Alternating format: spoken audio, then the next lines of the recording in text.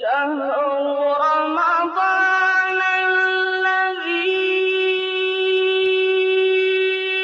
أنزل فيه اعوذ باللہ من الشیطان الرجیم بسم اللہ الرحمن الرحیم الحمد للہ رب العالمین والعاقبۃ لأہل التقوی والیقین اللہم افتح لی فیہ ابواب الجنان واغلق عنی فیہ ابواب النیران ووفقنی فیہ لتلاوت القرآن یا منزل السکینۃ فی قلوب المؤمنین۔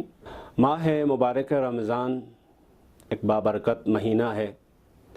اس بابرکت مہینے کے ہر دن میں پڑھنے کے لیے مخصوص دعائیں معصومین علیہم السلام سے وارد ہوئی ہیں۔ ان دعاؤں میں سے آج 20ویں تاریخ کو پڑھنے کی جو دعا ہے، اس دعا میں ہم پروردگار عالم کی بارگاہ میں 3 قسم کی درخواست کرتے ہیں۔ اللہم افتح لی فیہ ابواب الجنان، سب سے پہلی درخواست اور سب سے پہلی دعا آج کے دن میں ہم پروردگار عالم کی بارگاہ میں یہ دعا کرتے ہیں، اے میرے معبود، اے میرے اللہ، افتح لی فیہ ابواب الجنان، اس مہینے میں، اس مہینے کی برکت اور اس مہینے کی عظمت کا واسطہ ہمارے لیے جنان کے دروازے کھول دے۔ تو اس جملے میں جنان جنت کی جمع ہے، ابواب باب کی جمع ہے۔ باب دروازے کو کہتے ہیں عربی میں، جنان جنت کی جمع ہے، جنت باغ یا جس کو ہم ہماری زبان میں بھی جنت یا بہشت کہتے ہیں۔ تو یہاں ایک دروازہ یا ایک جنت کی بات نہیں ہو رہی ہے، بلکہ جتنے بھی بہشت کے انواع و اقسام ہیں، جنات ہے، اور جتنے بھی پروردگار عالم کے دروازے ہیں، رحمت کا دروازہ ہو، مغفرت کا دروازہ ہو، کرم کا دروازہ ہو، بخشش کا دروازہ ہو، یہ تمام دروازے کھولنے کی درخواست ہو رہی ہے اور دعا ہو رہی ہے۔ جنت کے بارے میں قرآن میں ارشاد ہوا ہے، جنات عدن مفتحۃ لہم الابواب، کل قیامت کے دن وہ افراد جو خوش قسمت ہوں گے، خوش سعادت ہوں گے، جنت میں داخل ہونے کی تیاری کر رہے ہوں گے، تو پروردگار عالم ان کے لیے خوشخبری دیتا ہے، جنات عدن، وہ جنات عدن ہے، ہمیشگی کے لیے ہے، جاودان ہے، خالد ہے، اس میں ہمیشہ رہنا ہے۔ مفتحۃ لہم الابواب، جنت میں داخل ہونے والے مومنین کے لیے ان کے آنے سے پہلے مختلف قسم کے دروازے ان کے لیے کھول دیے جائیں گے۔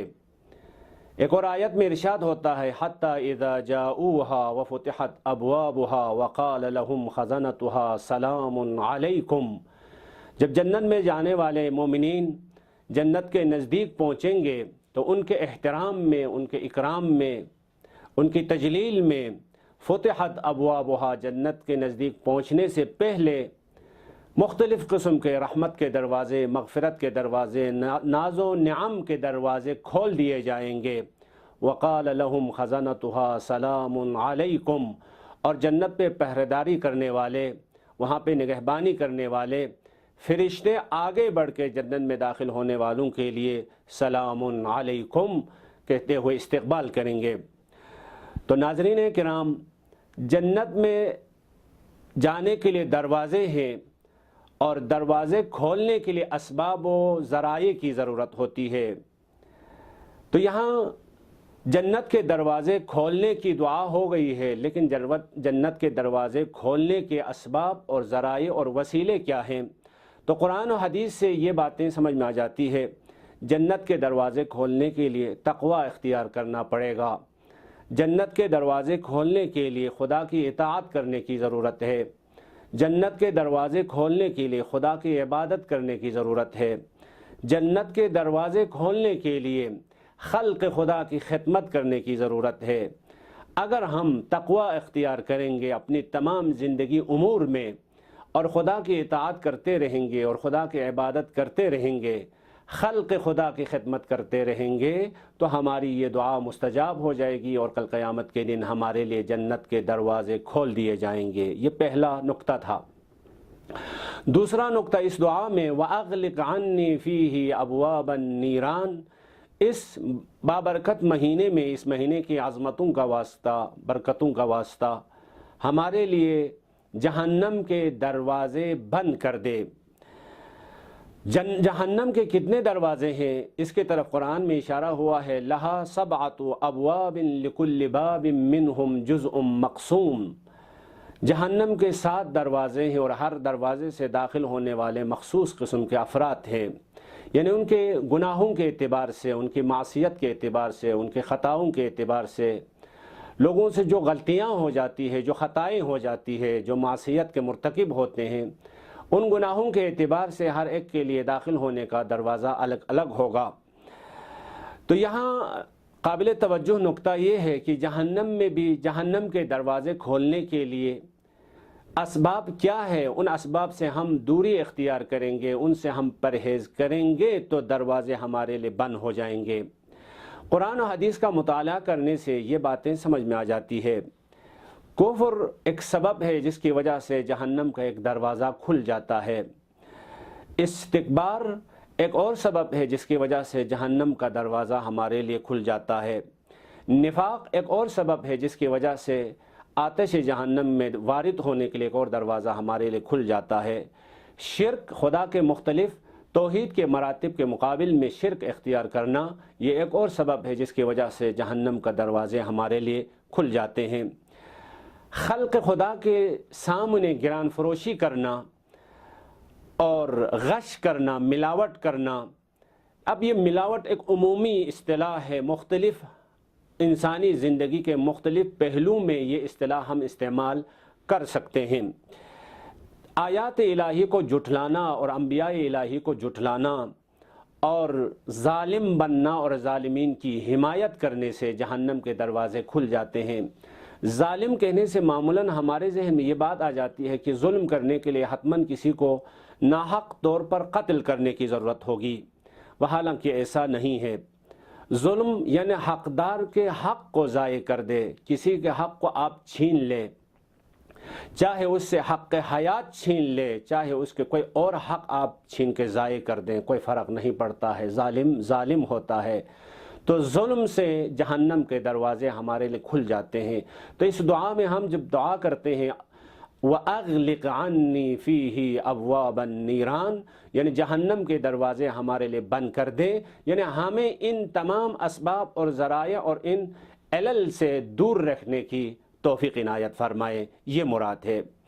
تیسرا نقطہ اور تیسری دعا اس دعا میں جو ہم کرتے ہیں، وَوَفِّقْنِي فِيهِ لِتِلَاوَةِ الْقُرْآنِ یا منزل السکینۃ فی قلوب المؤمنین، اس بابرکت مہینے میں ہمیں قرآن کی تلاوت کرنے کی توفیق عنایت فرما۔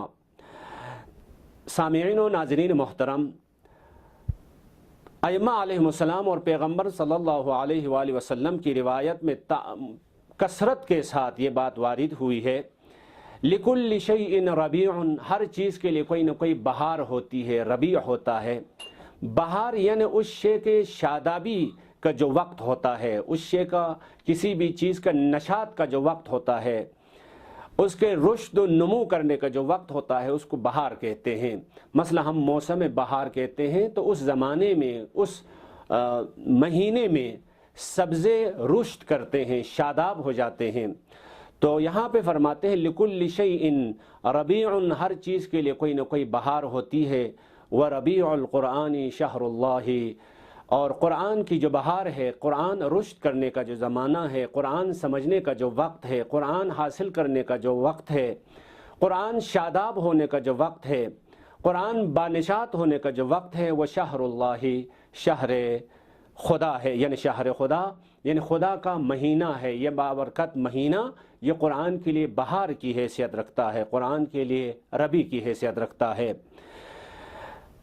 کیونکہ قرآن اسی مہینے میں نازل ہوا ہے۔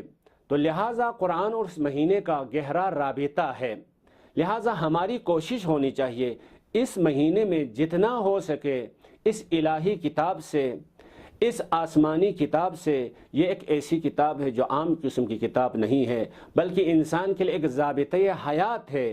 انسان کو انسانی زندگی بسر کرنے کے طریقے اور اصول اس کتاب سے ہمیں ملیں گے۔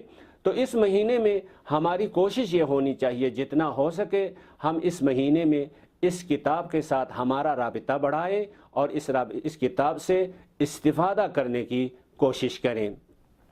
آخر میں خدا کی بارگاہ میں یہ دعا کرتے ہیں، یا منزل السکینۃ فی قلوب المؤمنین، مومنین کے دل میں آرامش، چین، سکون، اطمینان نازل کرنے والا، کیونکہ مومن جب خدا کی یاد کرتا ہے تو قرآن کا ارشاد ہے الا تطمئن القلوب بذکر اللہ، آگاہ ہو جاؤ، انسان کے ضمیر کو جھنجھوڑ کے خدا یہ فرماتا ہے الا تطمئن القلوب بذکر اللہ، مومن کا قلب اور مومن کا دل، مومن کی روح پر امید ہو جاتی ہے، اس کو آرامش ملتی ہے، سکون ملتا ہے خدا کی یاد کرنے سے۔ تو خدا کی بارگاہ میں دعا کرتے ہیں، خداوندہ ہمیں ہمیشہ اور ہمیشہ آپ کی یاد کرنے کی توفیق عنایت فرما۔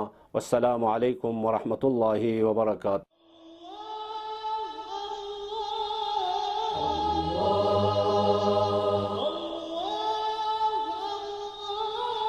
اللہ